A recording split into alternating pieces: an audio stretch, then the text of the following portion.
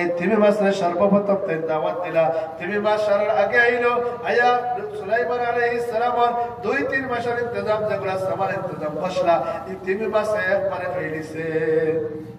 একটা বুঝাইছেন সুলাইমান আলাইহিস সালামে অবাক হয়ে গেল চিন্তার মধ্যে পড়লা আমি সমস্ত মখলুকরে দাওয়াত করছে একবেলা খালি খাওয়াইতাম কিন্তু মাছের তোর না এবার যতগুলা বস্তু আছে এক বাদে এক সবগুলা বস্তু দিলেই না 3 মাসে তার সমস্ত ইন্তজাম খাইয়া গেল খাইয়াও গেল খালি গেছে না লগে হয়ে গেছে সুলাইমান মনে রাখো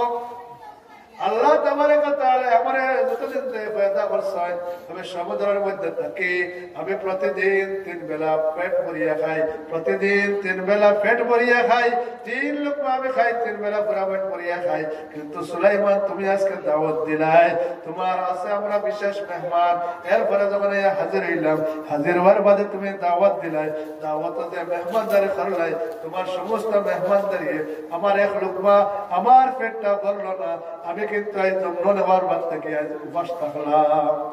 কার লাগে উপাস থাকলাম সুলাইমানটা দোষী বানিয়ে গেল কইল তুমি আজকে আমরা দাওয়াত দিছো আজকে আমরা বেশি খাইবার কথা ও জায়গা তোমার বাড়িতে মেহমান বনিয়াইয়া তুমি আমার দাওয়াত খাওয়াইলে কিন্তু আজকে আমি উপাস ও সুলাইমানের বাসায় যা ইন্তজাম বসলা সারা 1 মাসে খাই দিছে ভাই এবার আমি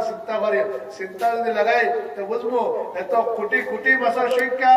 সমুদ্রের মধ্যে আছে আমার মধ্যে কোটি কোটি বাকি আল্লাহ ফালের গাছের মধ্যে বাকি ফালের মাটির নিচে অনেক মখলুকাত আল্লাহ ফালের খেউ তো খেউর কোনো কাজ যায় না খেউ রুজির মধ্যে যায় না খেউ কোনো ব্যবসার মধ্যে যায় না খেউ গাড়ি চালানো যায় না খেউ ঠেলা চালানো যায় না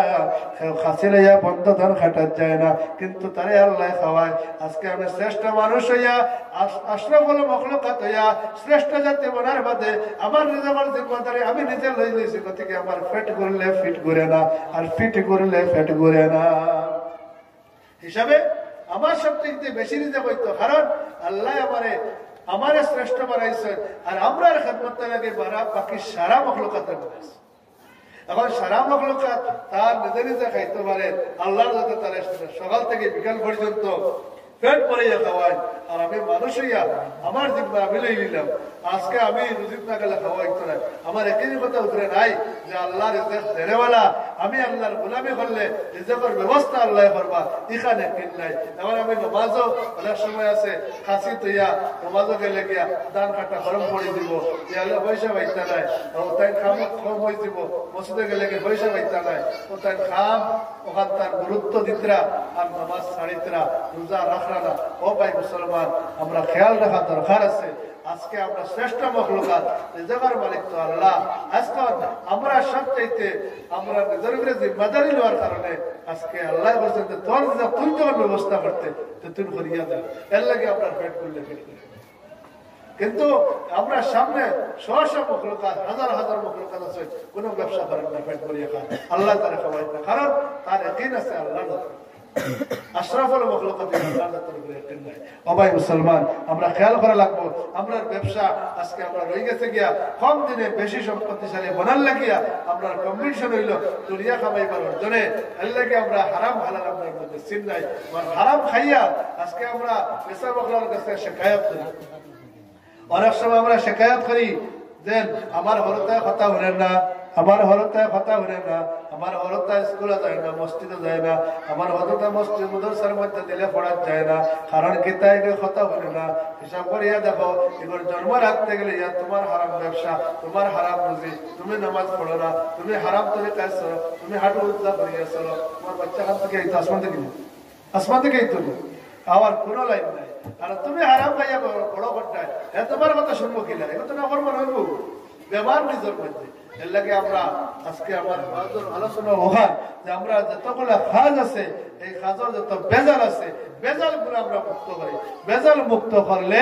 ইনশাআল্লাহ আমরা আমলে ফায়দা দিব আমরা আল্লাহর কাছে যে উদ্দেশ্যে আল্লাহ আমরা পাঠাইছেন আমরা ইনশাআল্লাহ কামিয়াব হইতে পারবো যদি আমরা কাজগুলা সহি মতো হয়ে যায় আমার খাওয়ার থেকে লইয়া ঘুমান থেকে লইয়া স্ত্রীটা থেকে লইয়া ব্যবসা বাণিজ্য সবগুলো নবীর তরিকায় যদি হয় তাহলে ওগুলো ইবাদত হইব আর ইবাদত যখন আমরা ইবাদতের মধ্যে হিসাব আই দিব তখন আমরা আবিদ হিসাবে আল্লাহর গোলাম হিসাবে জমিনে আওয়াটা আমরা কামিয়াব হইব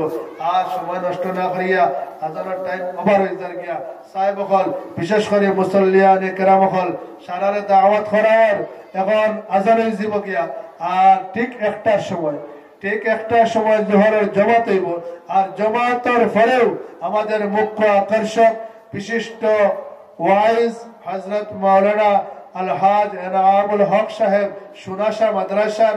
হেড মাওলানা তার তকরির হইব এর লাগে আমরা উযু পড়িয়া আর নামাজের তৈয়ারি করি মসজিদের মধ্যে হাজির হয়ে যাই আর বিশেষ করে মা বোনদের খেদমত আমি আমার গুজারিশ আমরা সবাই খেয়াল করি আজকের